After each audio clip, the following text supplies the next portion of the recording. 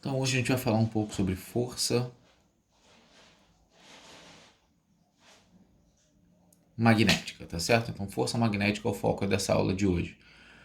Quando eu trabalho com a força magnética, eu tenho três vetores importantes. Nós temos aí o vetor força, uma grandeza vetorial. Eu tenho um vetor campo.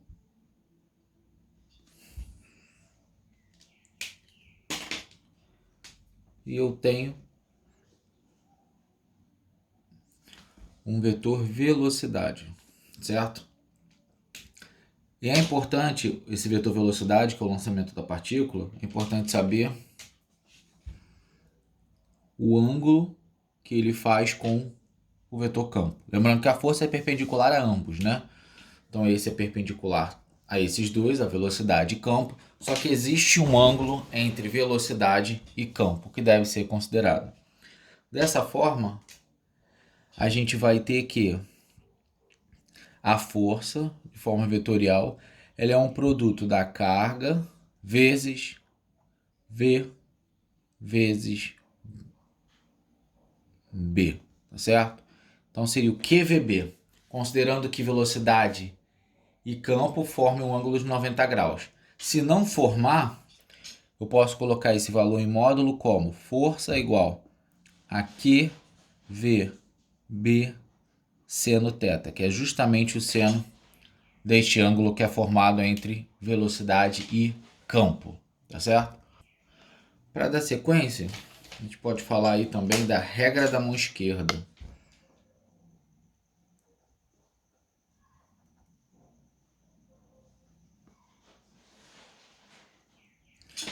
O que me fala a regra da mão esquerda? Eu vou desenhar ela aqui.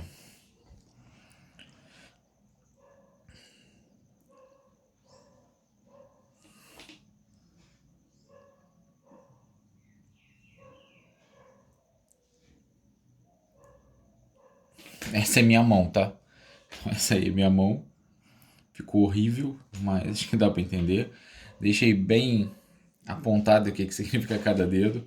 Vou deixar uma legenda aqui. Esse aqui é o indicador.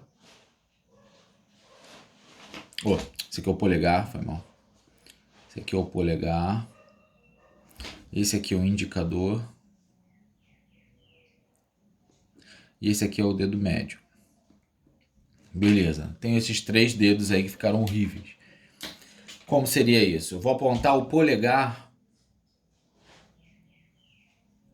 O polegar seria justamente a minha força, certo? Minha força magnética. O indicador, vou colocar até com as mesmas cores.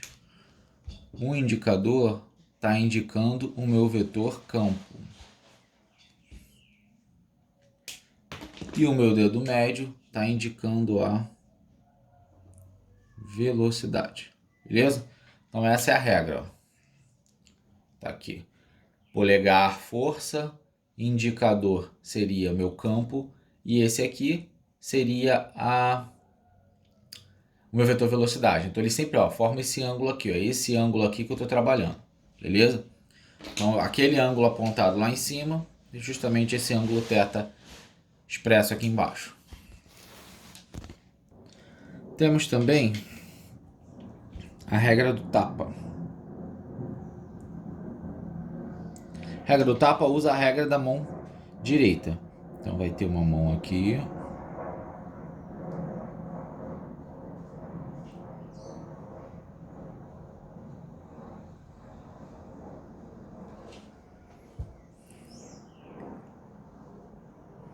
Caraca, a mão tá pior que a outra. Tá, eu tenho a mão aqui. O que vai acontecer? Eu vou ter perpendicular a isso a minha força, certo? Que é a palma da mão aqui, né?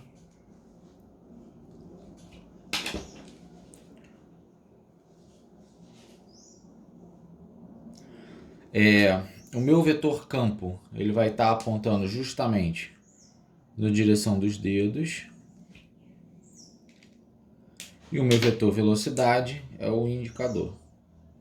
O indicador, tá certo? Então essa aí é a regra do tapa. Elas são equivalentes, né?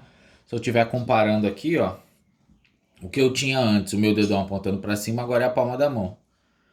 O que antes era o meu campo magnético, o meu dedo indicador, agora são os 4 dedos, certo? E o meu polegar indica a velocidade, nessa posição. Mão direita, para cima, o vetor força. Tá certo? Então essa é a regra do tapa. Uma observação interessante que eu vou colocar até em vermelho aqui, vou botar em rosa, que chama mais atenção.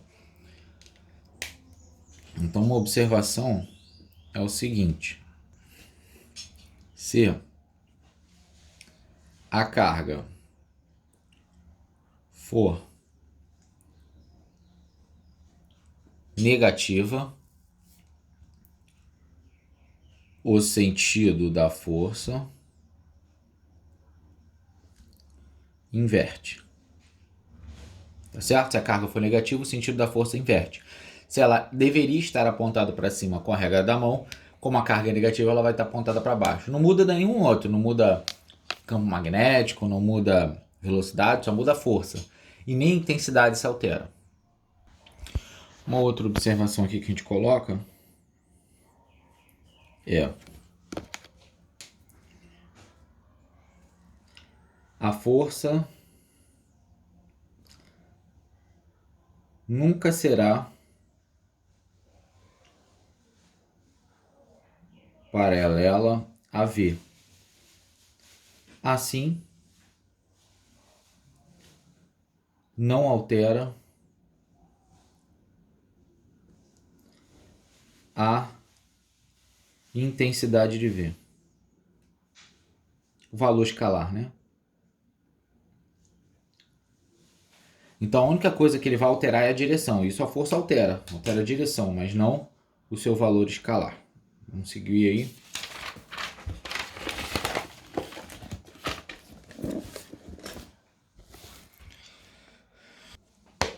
Então agora a gente vai falar de uma carga elétrica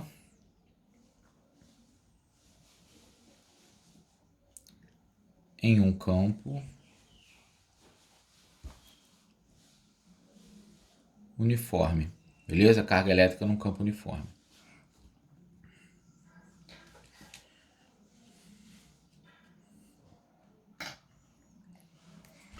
Primeiro tópico aí, vamos falar quando a velocidade é nula.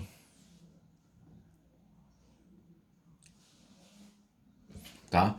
Então quando você tem um campo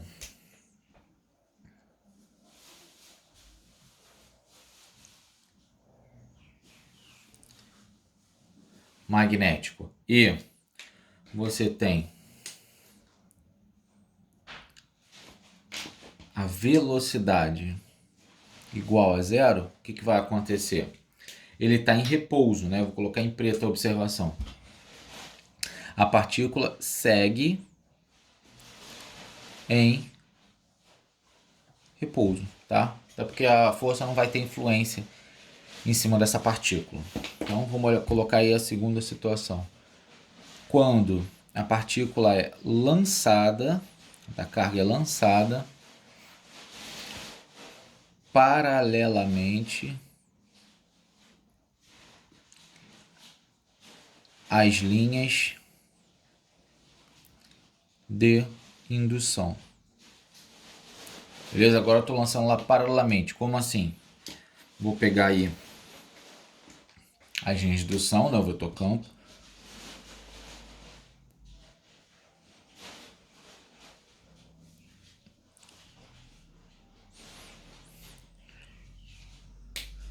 Só que agora eu estou colocando uma partícula sendo lançada paralelamente. Então ele tem, ó, um vetor V. Isso aqui é uma partícula mais que, tá certo? Ela é lançada nessa situação. Eu vou ter que colocar aqui as informações. Eu vou ter que a minha velocidade, ela vai ser paralela ao campo, tá certo?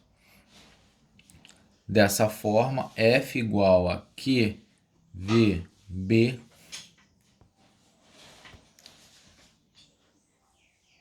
seno θ. Isso aqui a gente já sabe que é a fórmula que a gente colocou lá em cima. Mas o que vai acontecer? Como ela é paralela, esse ângulo aqui é zero. E o seno de zero é zero. Beleza?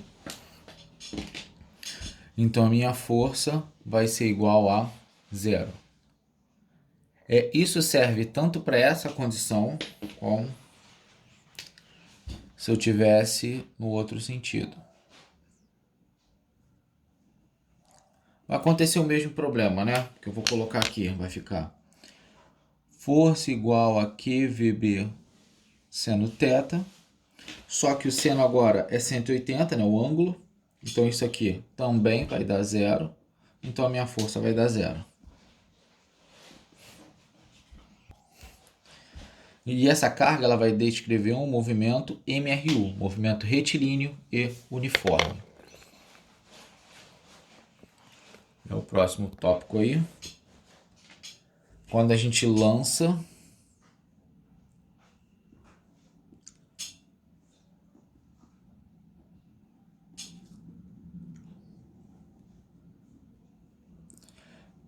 perpendicularmente as linhas de campo. Então agora eu estou lançando perpendicularmente as linhas de campo, tá?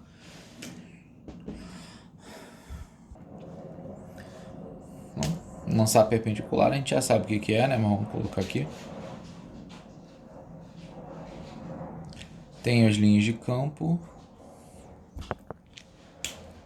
Tenho a minha partícula V.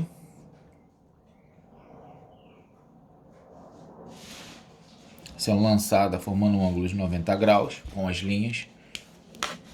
Nesse caso, o que vai acontecer? Eu estou observando ele desse jeito, né? Nesse caso, eu vou ter uma trajetória. Vou ter aqui a minha partícula V.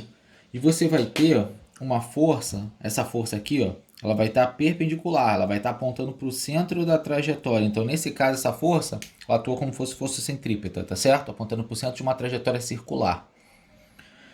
Então, aqui eu tenho meu vetor força. Por exemplo, aí ele... Pô, é vermelho, era para ser verde. Atuando nessa direção e sentido. Então ele vai fazendo esse movimento circular. Então características que a gente consegue observar aí nesse caso. A gente sabe que V ele é perpendicular a B. Nesse caso, o meu ângulo ele é 90 graus. Se esse ângulo é 90 graus, o que a gente pode falar? Força igual a QVB seno θ. Só que esse seno aqui é o seno de 90, que a gente sabe que vale 1. Então a minha força ela será QVB, beleza? Então força igual a QVB. Nesse caso, essa trajetória é um movimento circular uniforme, né? Ele vai ficar aqui sem alterar sua velocidade. E a gente sabe que a força magnética ela vai atuar como uma força centrípeta, tá? Indicando, e a velocidade não vai mudar, vai ficar fazendo esse movimento de giro. Chegar aqui para baixo. Agora eu vou colocar em dois momentos, tá? Eu normalmente não aproveito o caderno lateralmente. Vamos estar aproveitando aqui e dividindo, que a gente vai fazer duas demonstrações aí. A primeira delas, como a gente falou, força centrípeta vai atuar como força magnética. Dessa forma, vou colocar a demonstração em laranja. Dessa forma, o que a gente tem? Ó? Força magnética igual a força centrípeta. Então a gente consegue substituir as expressões, né? QVB, seno de 90, mas já é 1, então não vou nem colocar, é igual a mv ao quadrado sobre R. Beleza? Então aqui de cara eu já consigo fazer uma relação com o R. Então, ó, o R vai ficar igual a jogou para lá, jogou o resto para cá. R igual a mv ao quadrado sobre QVB. Só que a gente consegue perceber, ó, velocidade ao quadrado em cima, corta com a velocidade embaixo. Então, o meu R ele vai ser igual a mv sobre qb. Informação importante, relação aí quando eu tenho a atuação do lançamento da partícula de forma perpendicular. Agora, vamos estar passando aqui para o lado, tem espaço para caramba, para falar essa demonstração, para fazer a relação com o período. A gente sabe que a velocidade ela é dada como ΔS sobre ΔT. Nesse caso, o movimento circular, quem é o ΔS? A volta completa é o 2πr. Já viram isso aí lá em movimento circular. E isso dividido pelo período. Comprimento, que é o que vai ser percorrido uma volta, e o tempo que leva para dar essa volta. A gente sabe também que o R, acabamos de verificar, ele é igual a VT sobre 2π. Por que eu tenho isso? Só observar aqui, ó. Joguei o período para lá e o 2π para baixo. Acabamos de verificar isso, certo? Eu vou deixar assim. Só que a gente acabou de achar um valor de R, né? Nosso valor de R, ó, só para lembrar, mv sobre qb é igual a vt sobre 2π. Então fiz a relação aí entre esses dois termos. Na hora que eu tenho isso, eu vou querer isolar o meu período. Só que consigo perceber que tem V dos dois lados, então o V não vai aparecer na expressão final. Então o meu período ele vai ser igual a 2πm sobre QB. Beleza? 2πm sobre QB. Tranquilo?